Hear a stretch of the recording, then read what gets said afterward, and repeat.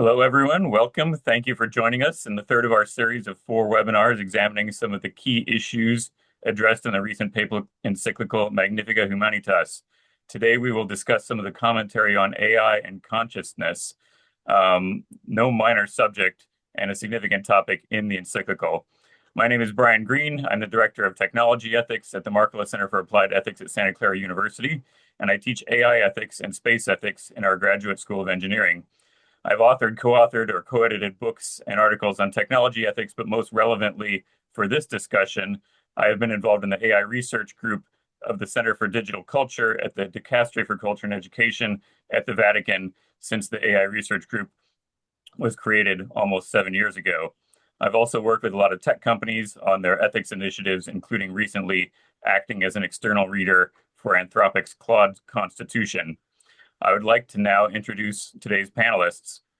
Father William O'Neill, S.J., is the Director of Immigration Ethics at the Markkula Center and Professor Emeritus of Social Ethics at the Jesuit School of Theology. He has worked with refugees in Tanzania and Malawi and researched human rights in South Africa and Rwanda. His educational background includes receiving a licentiate in sacred theology from the Jesuit School of Theology and a Ph.D. from Yale University. He also serves on the board of the Journal of the Society of Christian Ethics and the board of the journal Theological Studies. Dr. Erick Ramirez is a Nicaraguan-born philosopher who currently chairs the philosophy department at Santa Clara University. His areas of specialization are neuroethics and all things moral psychology, and his current research centers on exploring interdisciplinary issues involving the ethics of AI and of developing and using virtual and augmented reality technologies. He is the author of the book, The Ethics of Virtual and Augmented Reality, Building Worlds, as well as multiple articles about technology ethics, and is the developer of several virtual reality modules of classic thought experiments, which I have to say are absolutely fascinating. I have a special appreciation for both Bill and Erick.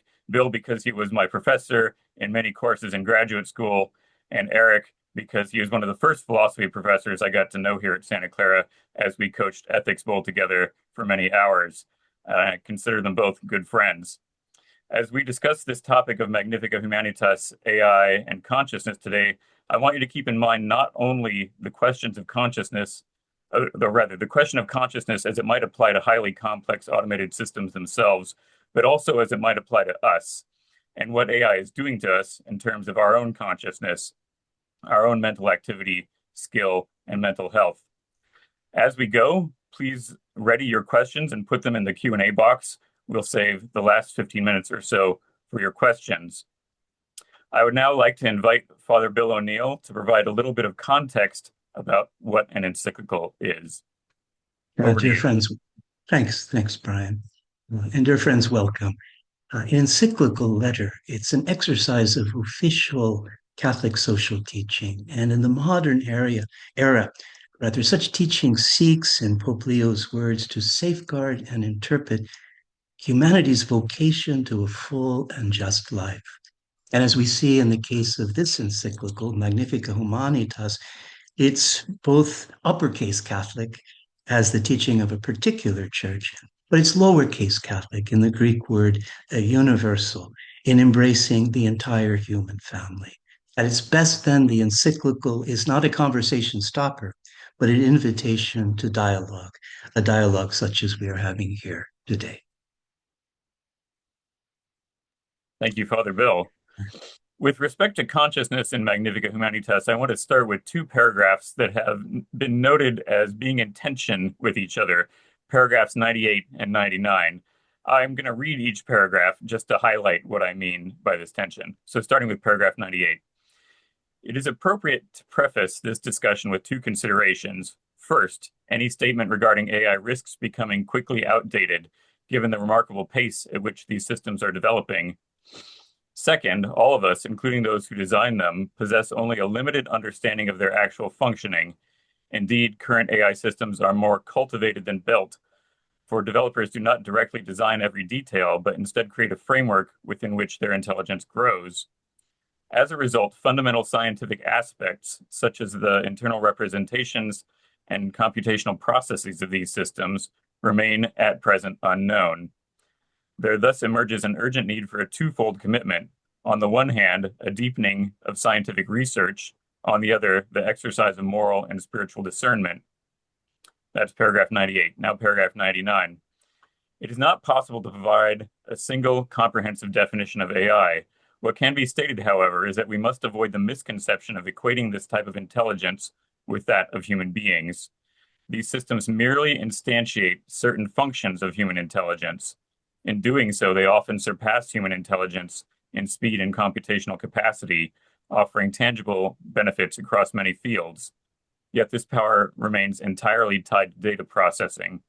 So-called artificial intelligences do not undergo experiences, do not possess a body, do not feel joy or pain, do not mature through relationships, and do not know from within what love, work, friendship, or responsibility mean. Nor do they have a moral conscience, since they do not judge good and evil, grasp the ultimate meaning of situations, or bear responsibility for consequences. They may imitate language, behavior, and analytical skills, or even simulate empathy and understanding, but they do not understand what they produce, for they lack the affective, relational, and spiritual perspective through which human beings grow in wisdom. Even when these tools are described as capable of learning, their way of doing so is different from that of a human being. It is not the experience of those who allow themselves to be shaped by life and grow over time through choices, mistakes, forgiveness, and fidelity. Rather, it is a form of statistical adaptation based on data and feedback, which can be very effective, but which does not imply inner growth. End quote. So the tension here is clear. In paragraph 98, it talks about how the technology is constantly changing. We don't know enough about it to say anything with certainty. And yet in 99, we seem to know a lot about the technology and are very certain about the ways in which it differs from humans or cannot be like us. These paragraphs warrant a very close reading, as well as contextualization within the encyclical's larger framework of the dynamism of Catholic social doctrine, which is not a static doctrine, but which adapts to fit the changing social world. By the end of the hour, I hope that you can see how this is both a genuine tension, but also potentially a productive one as the technology develops and as Catholic social doctrine develops. Going back to Erick and Bill, within that context, could you, or outside of the context, across the entire encyclical, could you highlight a few key points from the encyclical that drew your attention on the topic of consciousness? Erick, would you start, please? Yeah, thank you, Brian, and thanks for starting with those two really good paragraphs. I was going to start there even if we didn't, but when when I read 98 and 99, I kind of see the Pope looking both forward at all the uncertainty. Where will this technology go in 98? But then in 99 saying, but here's what we know right now about the current systems, how they're built, the architecture that supports the generation of text and so on that seems human. And to me, it is that acknowledgement that where might this go is hard to say and hard to predict. And in terms of drawing on that, what surprised me is actually in 99. I won't read it. You just read the whole thing. But I'll read one sentence again. And it's this sentence where he says, so-called artificial intelligences do not undergo experiences. They do not possess a body. They do not feel joy or pain, do not mature through relationships, and do not know from within what love, work, friendship, or responsibility mean. So that surprises me. And it surprises me for a really important reason, and it has to do with just the history of the 20th and 21st century in terms of consciousness itself, right? And I think for much of the 20th century and even now, the dominant way that researchers, philosophers, cognitive scientists, computer scientists think about consciousness is as a kind of computational framework or a computational theory, right? That consciousness is really a question about transforming some kind of input into some kind of output. When it becomes complicated enough, you get things like us. And one thing that I see here that I just find so interesting, insightful in that paragraph is this acknowledgement of something that's happened in consciousness studies in the last maybe 20 years or so, which is the role of the body in consciousness. Embodied theories of consciousness and cognition have really challenged that computational framework, right? That the body itself is either doing some cognition or is the site through which we experience and cognize the world. I think places some interesting limitations on what intelligence might mean, at least human-like intelligence. And so much about this discussion about AI is it seems human, but if these kinds of theories are right, and Leo is putting his finger right on it, then it could be that these architectures are not capable of doing human-like intelligence. They might have an intelligence, but it's not going to be human-like in the way that he really is concerned with. Thank you, Erick. Over to Bill. No, thank you both. We know in philosophy of mind, consciousness is a complex and it's certainly a much contested concept. And they're different and analogical significations. We can speak of sentience, sensation, agentic capabilities, and higher level exercises of cognitive self-consciousness and practical reasoning or intelligence. And that's what I have in mind here. It's the principal subject of the encyclical, because at the heart of Leo's critique of AI is his appeal to the inherent dignity of persons as rational or autonomous agents, that persons can never simply be assimilated to calculating machines. The persons, writes Leo, must be recognized, in his words, as proper ends in themselves who should never be instrumentalized. For adherents of Christianity, he concludes, men and women are created in the image and the likeness of the triune God. Now, dignity implies that we have absolute worth and not relative price. Dignity does not change like our desires, interests, or profits. It's permanent, inalienable, and irreplaceable. You are uniquely valuable, and no one can ever take your place.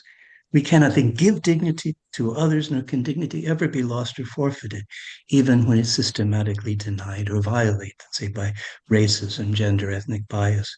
And it follows then that we're all equally worthy, you and I, of respect, whatever roles we play. Here, there's no meritocracy. Dignity doesn't depend on our social status, religion, gender, race, class, orientation. And to say that we all have such innate absolute worth is to say that we are equally valuable. No one ever ceases to matter. So whether we think of dignity in religious or secular terms, dignity is the basis of our solidarity. Our freedom, we could say, is bonded by the very value we place on one another, so that every person is equally worthy of respect and consideration. In a sense, we say with the Jewish philosopher Emmanuel Levinas that the human community is present in every person.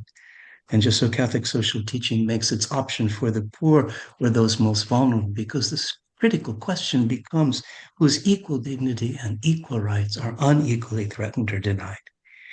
This understanding of dignity provides the overarching framework for Leo's critique. He's by no means a pious Luddite.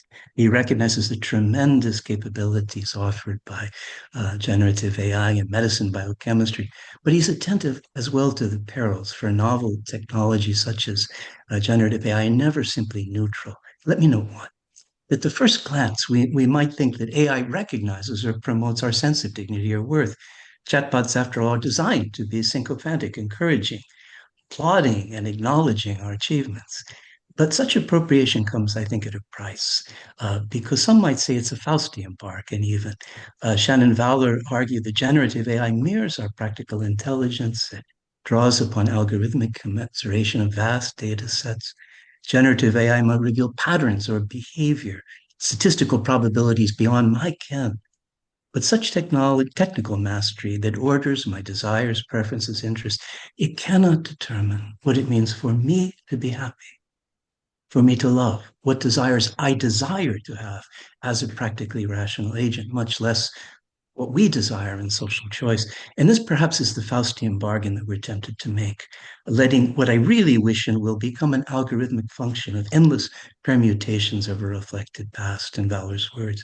For those who succumb to its mastery, not all, but what I really wish and will is what AI mirrors back to me, the self-made, self-produced in a kind of algorithmic commensuration of preferences, so that the boundaries between autonomy and heteronomy become blurred.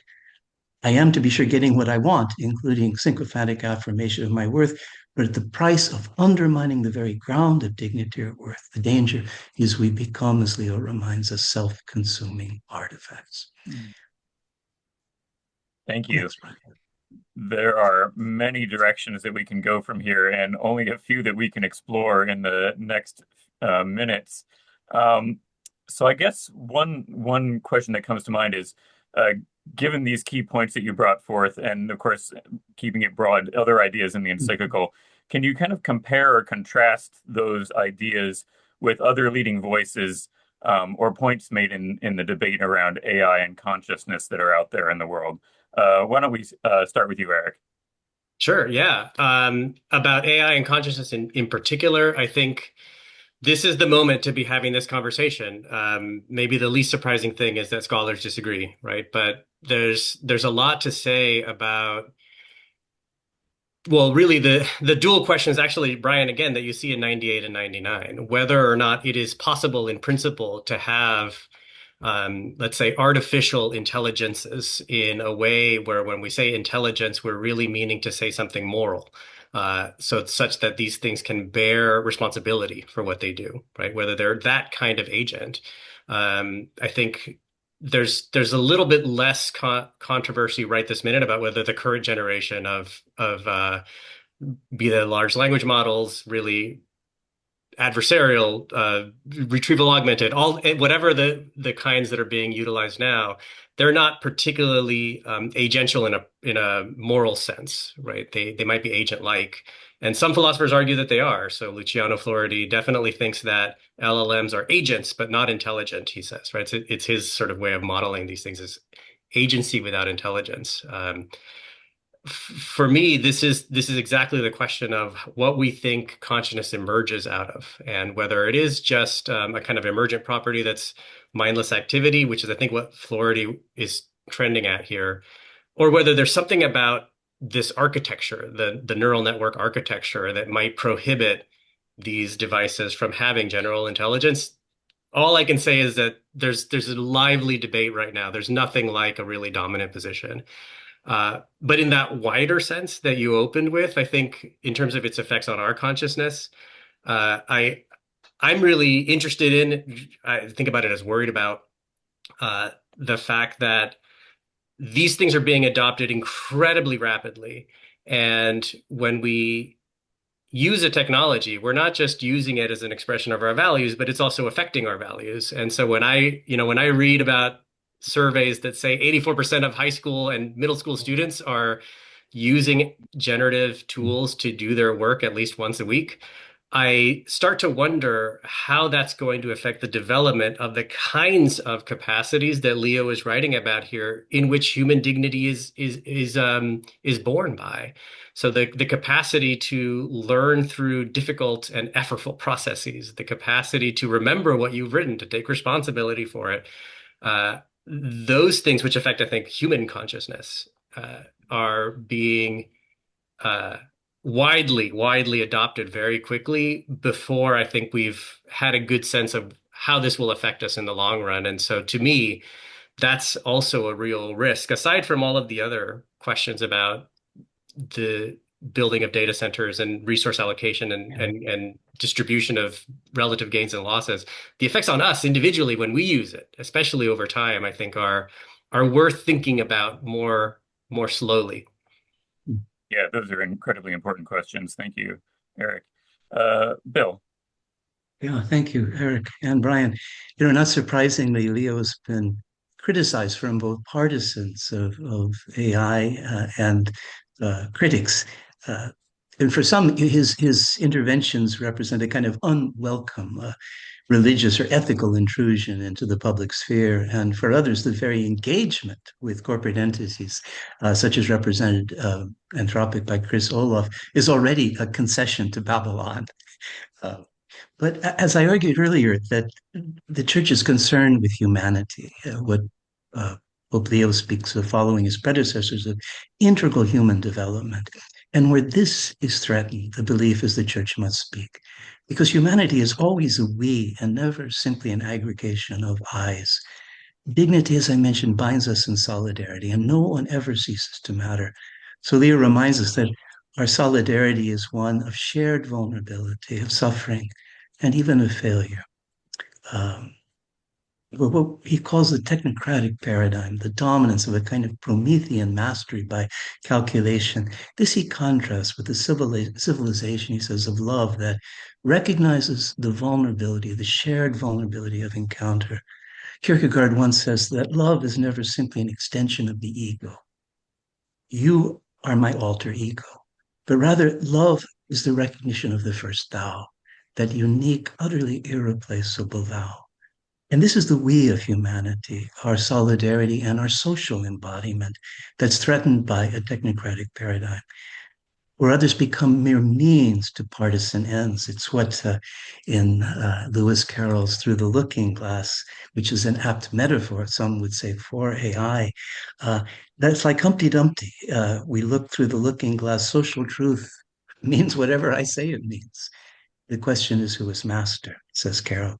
And I think one of the most damaging effects of deep faking is something that the great political theorist Hannah Arendt presently observed 50 years ago with the rise of totalitarianism. This is it's not merely that we come to believe what's false, but that we cease to believe what is true. The generative AI kind of abets our postmodern loss of conviction, that is, our ability to crack the truth in public deliberative reasoning. We see that so much, I think, today. In our passage to modernity or post-modernity, we find solace too often in these small hermetic stories that offer the simulacrum of reality. In a world that is mastered, some would say, by incredulity today, we lose, in Arendt's words, what she says, the capacity to think and to judge. And so we find refuge in our conjured narratives. In her words, a lying world of consistency, which is more adequate to the needs of the human mind than reality itself. We know the story of Cassandra, that who would speak the truth yet was never believed. And it's like her prophecies. We believe ourselves deceived by the truth too often. Consistent lying, I think, in our postmodern condition becomes solace for what Nietzsche once said as small souls. And we are invited to a magnificent humanity, a larger soul that can engage in the vulnerability of encounter. Thanks, Brian. Thank you. This is a wonderful conversation so far. I guess my next question for you is what is it about the encyclical, if anything, was there anything that surprised you about the views that were expressed in the encyclical? Why don't we start with Erick again? Yeah, I think it was a very surprising encyclical, this chapter in particular, and I'll very briefly point to one thing, but I'll focus on another. So one thing that I found surprising and interesting, maybe what unites them both, is just the radical nature of what Pope Leo is suggesting we do. In paragraphs 110 and 111, which he talks a lot about this disarmament strategy with respect to the development of AI. And so I know that next week we're talking more about that, but I was really struck by that metaphor of disarmament, because to me, when I think about disarmament, I think about the post-World War II era of the hyper development of weapons of mass destruction, and then the moves much later to try and reduce their number, right? This disarmament move there. And I think what's interesting about that parallel is that there is a logic that makes sense. It makes sense for certain nations to develop weapons of mass destruction, despite the fact that it doesn't benefit individuals or the individuals running the states. It benefits the state in this weird way. And when I hear Leo using that metaphor, I think there's something similar going on here, that when startups, when much more established tech companies are racing to develop these technologies, you're getting data centers built everywhere. You're getting scaling and increase in the development of these systems. It's not so much that LLMs are really useful to us right now. There's this idea that this is the right architecture that will deliver artificial general intelligence. And as soon as we reach that milestone, the first one past the post wins, everyone else loses. And so there is this huge incentive to invest in this way. And this disarmament language, I think, is a call to investigate that. And so I'll leave it to next week to see what we do with that metaphor. But I think it's a powerful one that speaks to a similar logic through which we've already gone through as a culture. I was also really interested and surprised by the suggestion in paragraph 108. And so I'll mention that here too, just to see if anybody's interested in saying more. In 108, and I'll read it, he says, data is the product of many contributors and should not be treated as something to be sold off or entrusted to a select few. It is necessary to think creatively in order to manage data as a common or shared good in a spirit of participation. That surprised me because it is both a radical proposal. The way we think about data and intellectual privacy and property, sorry, now is not consistent with treating it as a common good. But I think the radical nature of that proposal also shows us the way that Leo is thinking about the kind of problem this is. This is not the kind of problem where it is the AI problem and we can slap an AI solution to it. It's a systemic problem. It's built into both the culture of tech, the culture of venture capitalism, the culture of what he calls, and Bill, you said this, right? The technocratic paradigm here. It's built into that. And so the solution has to be about that. And so I was pleasantly surprised by this recognition of the wider nature of the problem. Thank you. Bill, what do you think? Well, thanks, Brian. I'm reminded again of something Lewis Carroll was said to have said, that if you don't know where you're going, any road will get you there. And I think we're not sure where we're going, but we know that AI will get us there sooner than ever. Uh, and I was struck too by the threads of argument that Erick has just mentioned. You know, that the kind of technocratic paradigm, we'll talk more about this next week. It's a kind of Hobbesian logic, really, of the war of all against all, a highly meritocratic system in which people do become expendable, are means to partisan ends. And that understanding that just as we had at the first modern encyclical, Pacem in Terris, an attempt to engage the nuclear arms race. So perhaps we need the kind of governance frameworks that can help us make sense of the races that we're finding today, that not only with respect to highly automated weapons, but to AI itself. And with respect, I think Erick touched on something extremely important. The Catholic teaching, really from the very beginning, has always recognized that private property, even if we regard it as a right, is always a subordinate right to the common good. And the common good isn't just the aggregate of individual goods, a summing, but rather it's goods we share in common, the goods that express our solidarity, flourishing, what is required, the rule of law, of language, for instance. But to say that the land which we inherit is a common good is one thing, the universal purpose, they say, of created things. But to say that knowledge or data is a common good is to say something more. And Erick has touched on this, that we, although we may contribute to knowledge, we are deeply inheritors of it. Our language, our wisdom, our education, all of these are part of our social embodiment. And that understanding that this is a common good intended to express our equality, our solidarity, and not merely a meritocratic race in which there will be winners and losers. This is so critical, and I think it runs through the heart of the encyclical. And what impressed me in light of this, and I found distinctive, is that much of the teaching of the prior papal encyclicals, going back to the Rerum Novarum, really the first of the modern encyclicals in 1890, what we could say is state-centric. The appeal to nations and the community of nations to address questions of war and peace, labor, environmental degradation. But a very important way, Leo extends the scope of church teaching to include non-state actors, entities such as corporations, which exercise such immense power today. Someone like Musk having more wealth than entire nations, and the power commensurate following from that.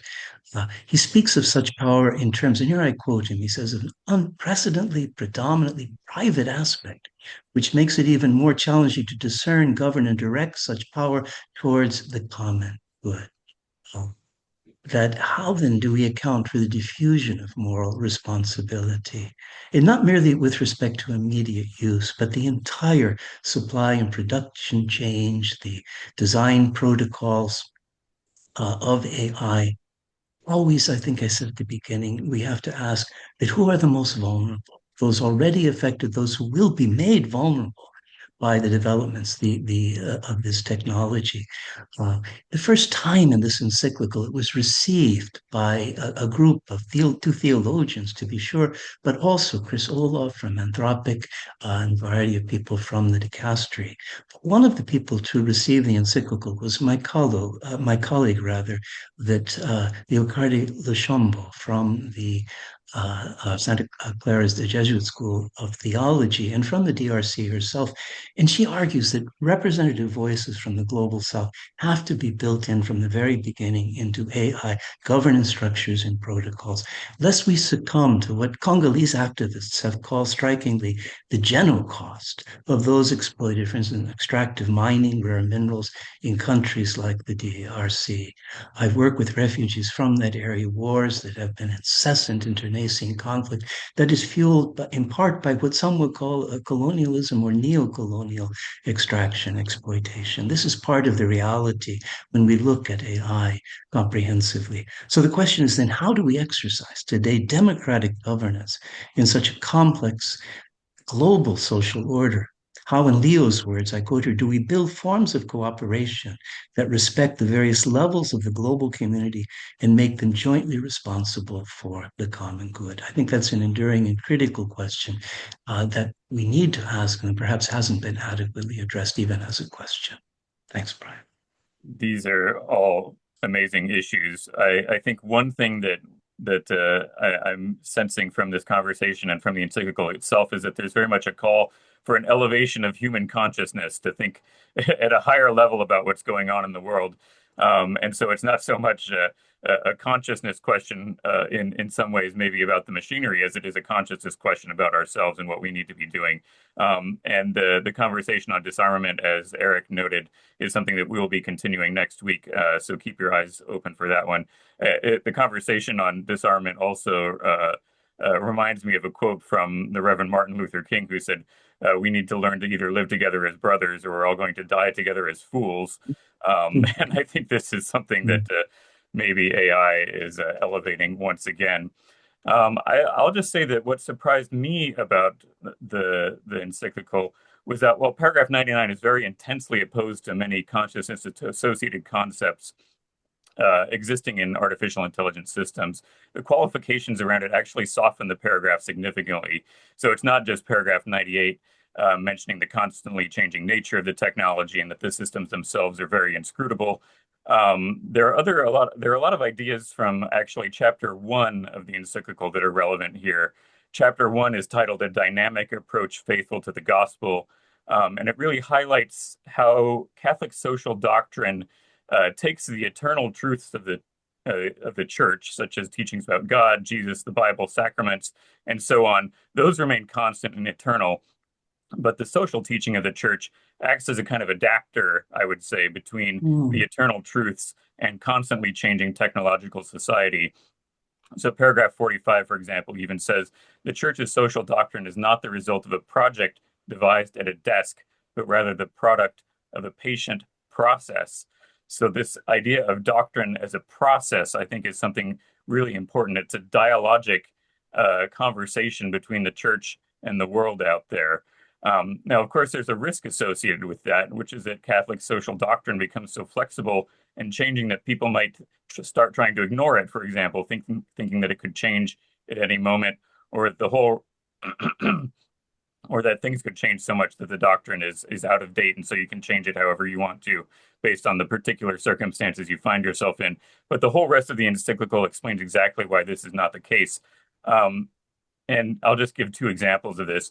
Many people might think of changing morality as being something that loosens moral standards so that we can do whatever we want to do. But what I would say is that the two examples that the encyclical gives are changes to Catholic social doctrine that have actually tightened moral standards. In other words, as we become more powerful, there are more restrictions placed on us because we've gotten into a situation where we can make bigger mistakes. So, for example, by banning slavery and making just war theory more and more restrictive over time, and saying that we actually need to update just war theory, as it says in paragraph 192, and also the apology for the church saying that slavery was okay, which is found in paragraph 176, and then the church, of course, saying that, of course, slavery is completely not acceptable now. These changes in the way that truths are understood and adapt to the position of the world are actually tightening the way morality is constructed. And I think that's important for us to keep in mind as we grow in power with more and more technology and more ability to do things. For example, creating artificial companions, artificial friends and girlfriends and boyfriends and things like that. Is that something that we should do, or is this something where we need to think about what this is doing to us in a way which could be negative and that we should actually restrict? All of this is to say is that paragraph 99 is something that I think is going to be a paragraph is very much in dialogue with society as we go forward. They might be very correct with current technology, as Erick was noting, but maybe not for future technology. And I want to highlight two things related to that in particular. And this is something that is an active area of research for many people who are working on these subjects.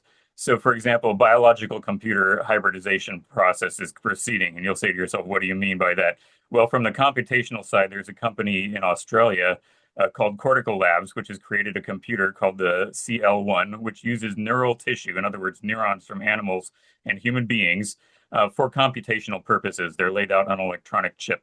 At the same time, so that's one direction. At the same time, from the biological side, we have Neuralink, which is putting electrodes into human neural tissue, creating a brain-computer interface, which is, of course, being used for restoring abilities to people who have been injured.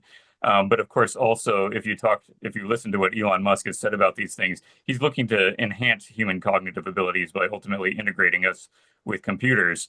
And so when we think about this challenge from kind of the neural tissue electronic computational side and the brain-computer interface side, these are both coming together from different directions, and it's unclear what this ultimately is going to mean at some point in the future, which is all to say that the challenges of the future are going to be quite novel, and perhaps, as paragraph 98 notes, much scientific investigation and moral and spiritual discernment will be required. All right. We're getting close to audience Q&A. We already have quite a few questions. We have 9 questions in the queue. So I just want to say, as we get to this last question for Erick and Bill, what's the call to action from the encyclical that you sensed? Just kind of quickly so that we can get to questions. What's the call to action? Absolutely. And look at you bringing up the paragraphs 115 to 117 on transhumanism, which we're not even going to be able to, I think, reach today. Those were great too. A lot to say. So for me, a call to action, I think, is the reminder that we develop and use technologies maybe initially because we think it does something for us, but then as we use them, it does things to us. And when it comes to certain kinds of technologies, it's important to see what we're losing as much as what we're gaining when we use it.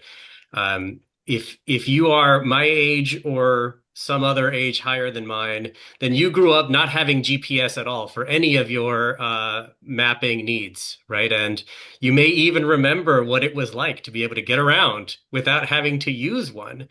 But now, if you struggle to make short trips without plugging in the directions on your car, then you can see what it means to erode a certain kind of capacity. There's a well-documented way in which habitual GPS use erodes spatial memory, for example. And so when you think about what people are using these AI tools to do, if it's using it in place of having to come up with difficult emotional labor of writing an apology, or with having to do difficult, effortful learning, this is something that I think we use this technology seemingly to help us, but it's undermining potential for human development that is at the heart of what makes us what we are, and that Leo is identifying near the endish, right? This is on paragraph 118.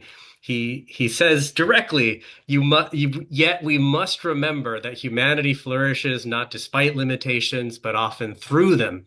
And I do think that this concern about what's called de-skilling, right, the erosion of capacities that we value, is a real threat, because LLMs, as we're currently using them, are replacements for thought.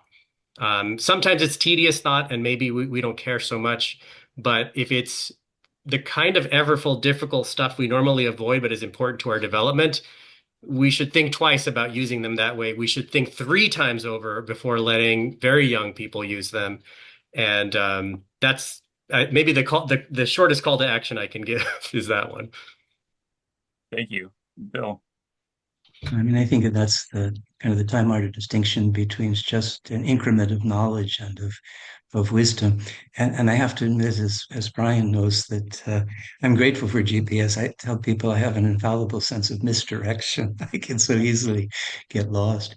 But something that both of you have mentioned, I think it harks back to the meaning of practical intelligence, really, in the uh, Aristotle, Aquinas, for instance, always make a distinction between the making of things and the making of itself, what it is, in a sense, the way we cultivate ourselves, which is not merely a matter of building, of technocratic mastery, but really of growth and virtue, of maturity. And the word that was used is phronesis, practical wisdom, not merely knowledge. And that's something I think that by no means, as I say, we're not pious Luddites, that we dismiss the knowledge we have, but we recognize that the wisdom that expresses our solidarity and dignity can't simply be reduced to calculative mastery. So I would say that a call to action is that it is an invitation to dialogue. And I think we have to each in our own way take up this invitation. Each of us has a role to play. We don't have to be experts in the field or simply defer to those that are so much more knowledgeable than ourselves. As I say, I think the wisdom, especially that coming from the global south, is absolutely critical. So it implies that we also foster then the conditions of dialogue throughout the interpretation, development of Catholic social teaching is linked with the language of synodality for Leo and for Francis, so important. And that means a deep listening and a willingness to learn. And that learning constitutes the development of Catholic social teaching, which is to some degree novel, the humility, in other words, to recognize the limits of our knowledge even as we seek to expand it. And it also means I come back to what I said at the beginning, that if we believe in true common good, and the solidarity that is born by our common dignity, then the critical question is to attend to those whose voices have been silenced, who has been effaced, who are the most vulnerable in our midst. And especially this means, I think, a recognition of voices from the global south. We have so much to learn from one another, but it's critical that we create the platforms in which knowledge can truly become wisdom. So I'll just end with that. Right on time, I think, Brian. You're almost right on time. Yes. Yeah. What I would say the call to action that I really sense in the encyclical is that it's a call for us to activate our own agency. The very first metaphor that's used in the document is that we have a choice here. Are we going to build the Tower of Babel or are we going to rebuild Jerusalem? And I think that choice that's presented to us is also a call for us to actually do something. So the call to action is really a call to do something, and it's because the Pope is giving this call to the entire world. What that means is going to be very different depending on where we find ourselves in the different contexts that we find ourselves in. Doing something if you're in the tech industry is perhaps going to be very different than doing something if you're a parent or doing something if you're a diplomat or something like that. So what I would say is just to relay that call to everyone here today and think to yourself, what can I do? Is it something about managing the way that I, consume technology myself, or the way that I do something in my job, or the way that I interact with others? Are there things that I can do in my own position in life which can really help to build a better future, as opposed to contributing to a worse one? All right, we've got 12 questions now. I want people to continue dropping questions in there, and I will try to keep up as well as I can. We've already addressed some of these questions a little bit, but I'll try to gather the questions together maybe in a few batches. So we have one question that's about perhaps what's the difference between intelligence and wisdom? So this gets into what Bill was saying just about phronesis, for example. There are also questions about consciousness and the soul. What does it mean to relate those two to each other? Can AI have something like a soul? And then there's even a question on Anthropic's soul document. I'll just say something about that. The soul document was something that was leaked I guess sometime last year, if I remember correctly. The soul document was just the nickname, the kind of the internal reference thing for their constitution. So, for example, when I was invited to be an external reader on the Constitution, And there are certain things in there that are very much shaping the character of the AI system as they see it. The AI system has a certain personality or character, if you want to think of it that way.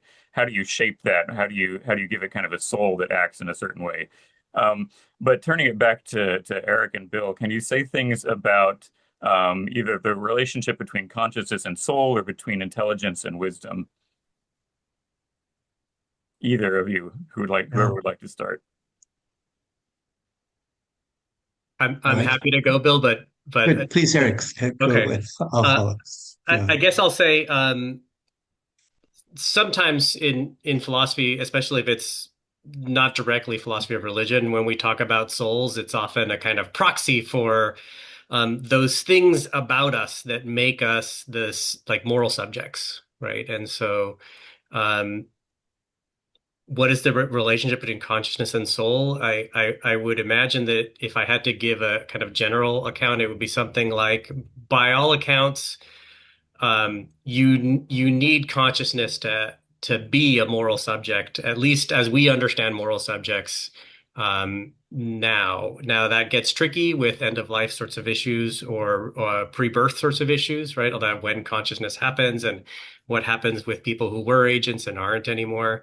But I don't think those are the kinds of questions the person is getting at here. I would say that the capacity to have some kind of self-referential understanding, goal-directed behavior, or not human relationships, but let's call them interpersonal or intersubjective relationships. Those things are built into what we think of as the activity of conscious agents. And a lot of those tend to also be exactly the things that philosophers who theorize about moral personhood, or at least moral patienthood, are going to pick out as things that are important.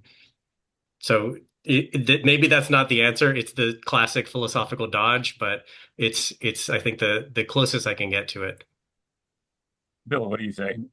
Yeah, I just add, I think we join such a rich conversation, and it's one that precedes the developments of AI, to be sure. I mean, what Max Weber says, what characterizes modernity, the disenchantment of our world, is the mastery of calculative reason, and where the making of a self becomes increasingly assimilated to the making of a thing, even really to the making of a self, as I say. So a distinction, I think, important when we talk of practical wisdom is that we're not merely concerned with preference satisfaction. That is, Hume will say that reason is the slave of passions. It can merely tell us how best to realize whatever passions we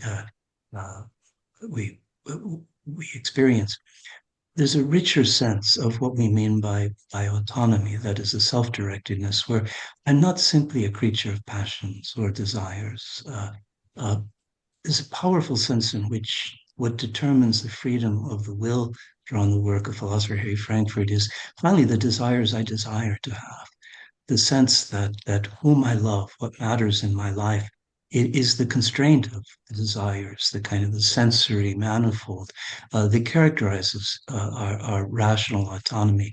And if that distinction gets lost, if we just assimilate persons to a kind of model of rationality which is concerned with optimizing preferences, then we lose something very valuable. Even a child, for instance, say a Down syndrome child, that capacity to be loved, to love, is not a matter of satisfying multiple desires, but ultimately living according to those desires that we most desire to have.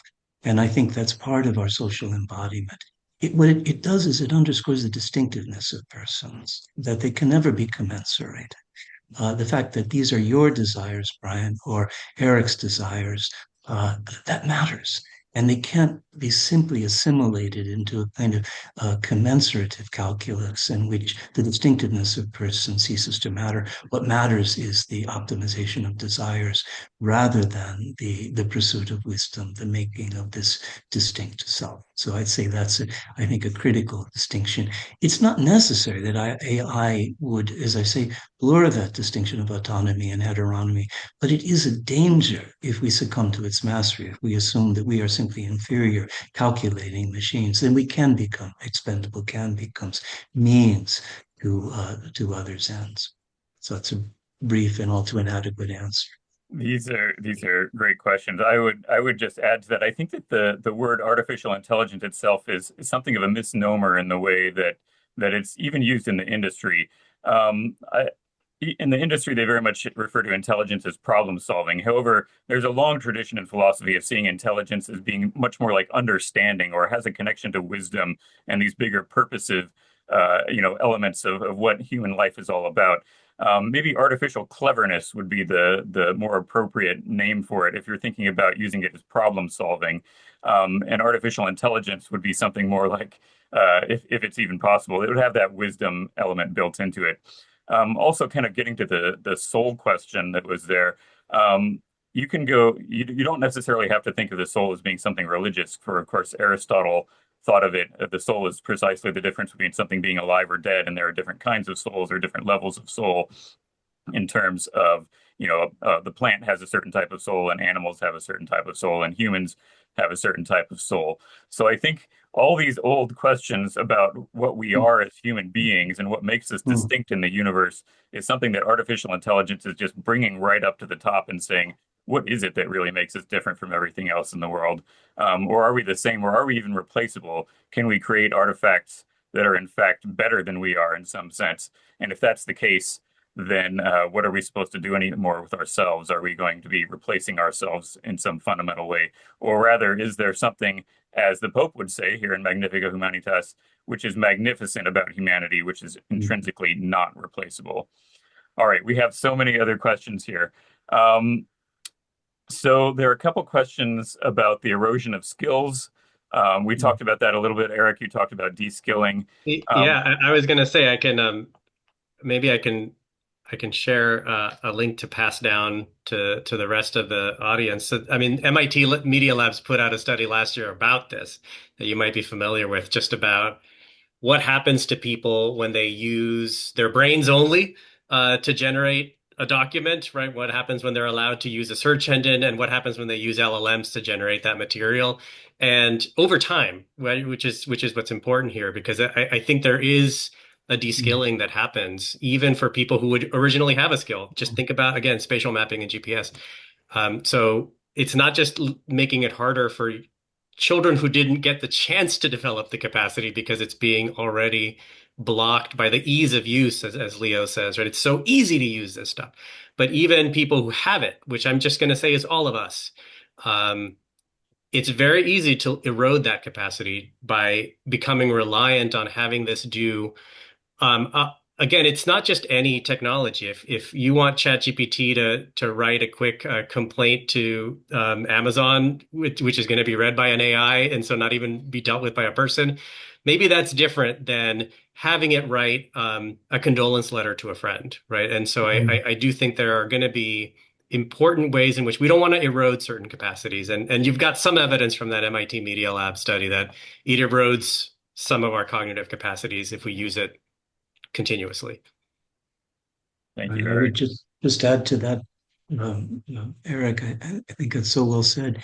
Our fallibility, our limitations, a part of our finitude and embodiment, are also conditions for flourishing, for creativity and wisdom, the capacity to learn, to imagine, and the danger, of course, is that if we assume that the machine can imagine better than I, already data seems to suggest fewer students are consulting their professors, fewer children seeking wisdom from their parents, because if we assume that knowledge is something that can be readily commodified, then perhaps it can be delivered more effectively by a chatbot. But it's the sense of the relationship.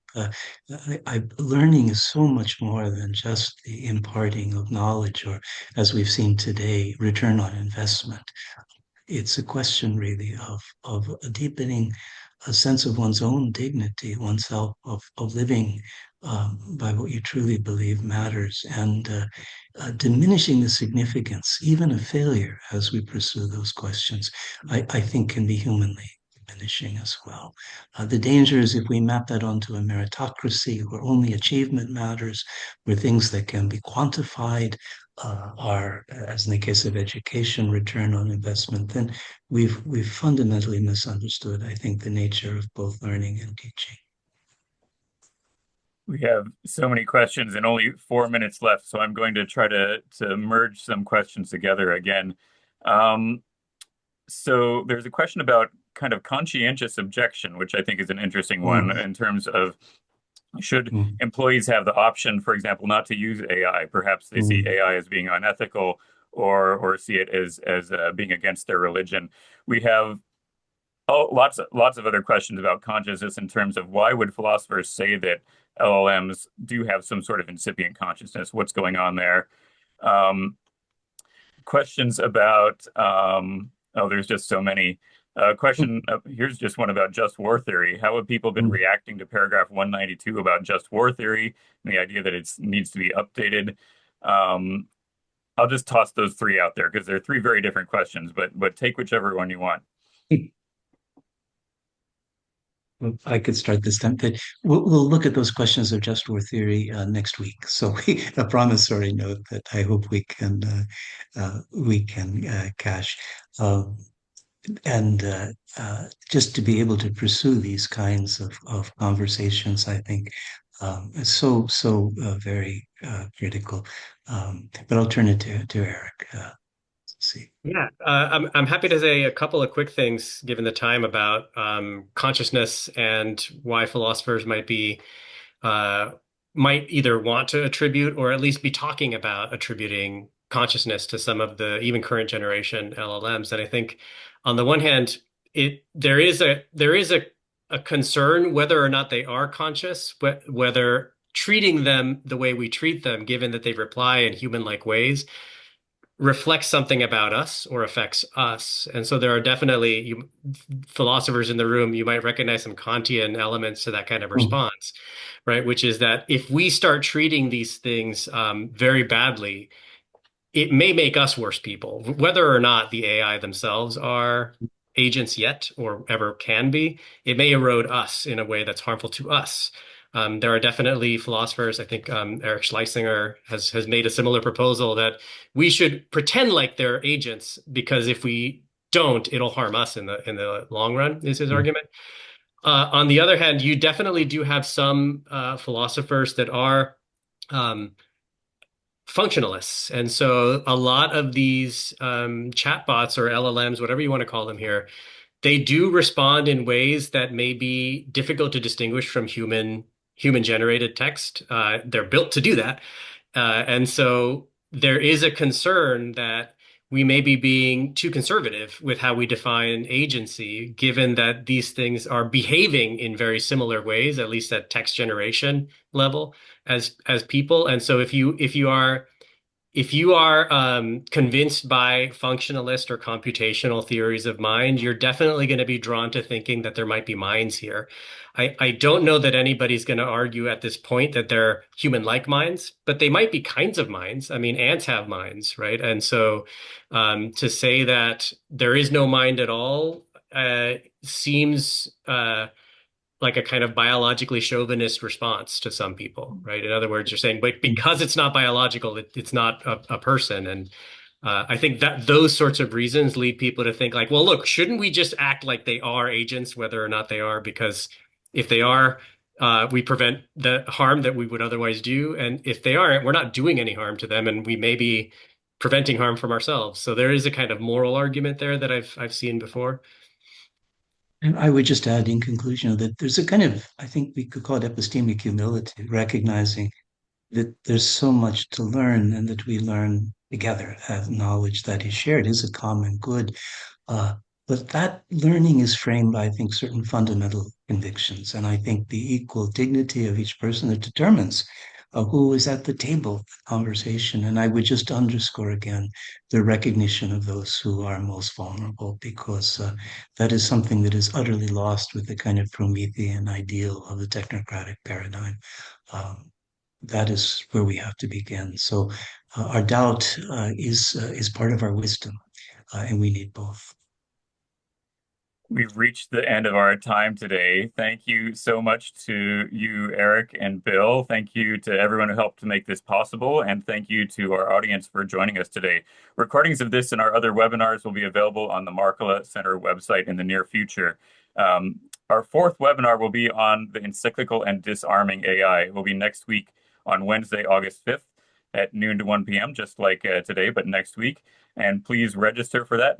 And we hope to see you there. Once again, thank you very much. And thank you all. Thank you, everyone.